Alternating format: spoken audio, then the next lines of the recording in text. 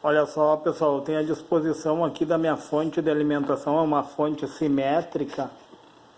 Ela entra 110 ou 220 volts, ó, pessoal. Eu escrevi ali, ó, hot ground, que o pino central é o comum, é o neutro, na verdade, né, o terra quente, que ele está entre os 220 volts e os 110, 220 volts e 110 volts. E o central aqui é o terra quente, certo, pessoal? Corrente alternada. Aí olha como ela funciona, ó. Pino 1 e pino 1 e pino 2, pino 1 e pino 2, 110 a 60 Hz, e pino 3, 230 volts a 50 Hz. E entra nela uma corrente de 2,5 ampere a 1,6 ampere. Entendeu, pessoal? Aí tá em 110 e 60 Hz, ó, 2,5 ampere, ó. Como aumenta a tensão, diminui a corrente, ó, 230 volts, 50 Hz, 1,6 ampere. Entenderam, pessoal? O pino 1, tá? E o pino 2, ó, o pino 2 é o GND. Pino 2 é o GND, o pino 3 é o linha, ó. E o pino 1 é o fase. Fase, neutro e linha, tá? Fase e linha é a mesma coisa, né, pessoal? Então entra 220 volts ou 110, aí vai depender da sua rede elétrica, ó. E o que acontece? Através de uma ponte retificadora de diodos, ó, tem uma ponte retificadora, o meu capacitor eletrolítico vai receber uma corrente pulsante e junto dele tem um capacitor de tântalo aqui, ó.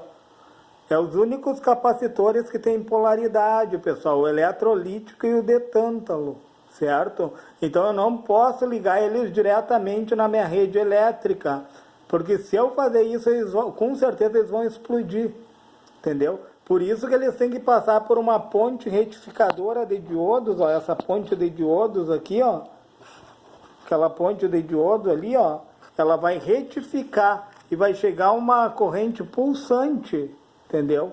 E o capacitor vai realinhar essa corrente, transformando ela numa corrente contínua, certo? E daí tem um sisteminha de proteção, ó, quadradinho aquele ali, ó, se eu não me engano, é um capacitor X, que é um capacitor de poliéster com placas metálicas, pessoal. O capacitor de poliéster com placas metálicas, como que ele funciona? Em altas frequências, tipo na casa dos 30 kHz aos 150 MHz, ele vai fazer o acoplamento do circuito, ele liga um lado ao outro do circuito, evitando que as resiliências passem de um lado para o outro. Diferente do capacitor Y, né? O capacitor Y ele é feito de disco cerâmico. Ele faz o desacoplamento, ele manda as altas frequências, tipo na casa dos 150 MHz aos GHz. Aí essas frequências são frequências bem maiores, ele vai mandar para o terra. Entenderam, pessoal? Porque a nossa frequência ela baixa, ela na casa dos 60 Hz, né, 60 oscilações por segundo. Então, esses filtros eles fazem a estabilidade do sistema, eles fazem com que venha a funcionar de uma forma que a corrente fique íntegra, que a tensão fique íntegra, entendeu? Para chegar aqui do outro lado totalmente filtrada e realmente chegar aos menos 12 ali, ó, como eu coloquei no pino 1, menos 12 volts e 1 ampere, pino 2, menos 5 volts e 1 ampere, o pino 3 ali, ó, é mais 12 volts e 4 ampere de corrente ele libera, ó. O 4 e o 5, os que estão com os parafusinhos ali, ó, é o ground GND ou cold ground, que é o terra frio, que não se comunica com o hot ground, que é o terra quente. Entenderam, pessoal? O primário de uma fonte de alimentação não se comunica com o secundário. Caso haja alguma avaria no secundário, não vai atingir o primário. E da mesma forma, caso haja uma instabilidade aqui no primário, não vai atingir o secundário. Por quê? Porque esse sistema ele tem um fotoacoplador ali, ó. É um CI integrado aqui, ó, que ele funciona por emissão de luz. O que é isso? Emissão de luz. Através de um LED interno, ele é um CI, é um encapsulamento, ó. Certo? É encapsulamento que tu está enxergando em volta dele, ó. Então, o que acontece? Ó? Ele tem um LED interno que vai emitir uma luz que, através de um sensor, vai colocar em funcionamento um transistor bipolar. Aí teria que olhar no datasheet. O datasheet é a folha de dados desse CI. Tu olha a descrição no corpo dele e olha no datasheet que ele te mostra realmente como ele funciona. Então ele separa o primário do secundário da fonte, dando um feedback para o primário e através dos transistores, pessoal. Ó, aqui ó, tem um transistor, ó, é o que o símbolo do transistor, ó, um TBJ, ó. Esse transistor aqui, ó, ele faz o chaveamento. Ele faz o chaveamento aonde? No primário do transformador.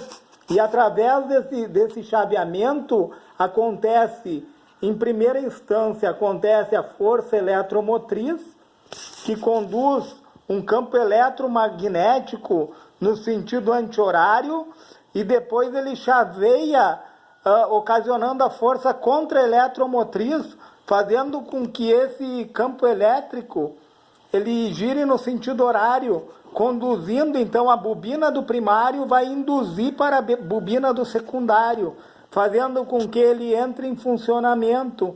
E daí nós vemos aqui, ó, no secundário, que tem uma chapa, ó. Essa chapa aqui, ó, ela absorve o calor dos transistores, porque eles superaquecem fazendo o chaveamento. Então ela funciona como um dissipador de calor. E esses transistores vão fazer o chaveamento para que saia o menos 12, o menos 5, mais 12, o 5 e as respectivas correntes. Entenderam, pessoal? Olha que interessante isso. E quem é que faz essa retificação? É os diodos, né? O diodo da forma anodo, que é o negativo, se o diodo receber o negativo no anodo, ele vai funcionar como um fio do anodo para o catodo. Ele vai funcionar como negativo, ó. Caso contrário, se ele recebe do anodo para o catodo, ele funciona como positivo, ó. Daí ele polariza diretamente. Entenderam, pessoal? Porque tem menos 12 mais 12, menos 5 e mais 5. E por que essa fonte se chama de simétrica? Porque existe uma simetria. Se tu botar uma reta, tu vai do menos 12 ao mais 12. E da mesma forma, tu vai do menos 5 ao mais 5. Entenderam? Ficou bem claro? Olha que legal, tem outros transistores bipolar, ó. Para o funcionamento adequado, ela precisa de vários chaveadores, que são os transistores, entenderam? E precisa de um CI, que é o controlador, o que vai fazer o controle dessa corrente e dessa tensão. É uma explanada geral, pessoal. Mas se lhe trouxe conhecimento, se lhe abriu o conhecimento em relação à fonte, a primário e a secundário, deixa o seu gostei nesse vídeo, se inscreve no meu canal.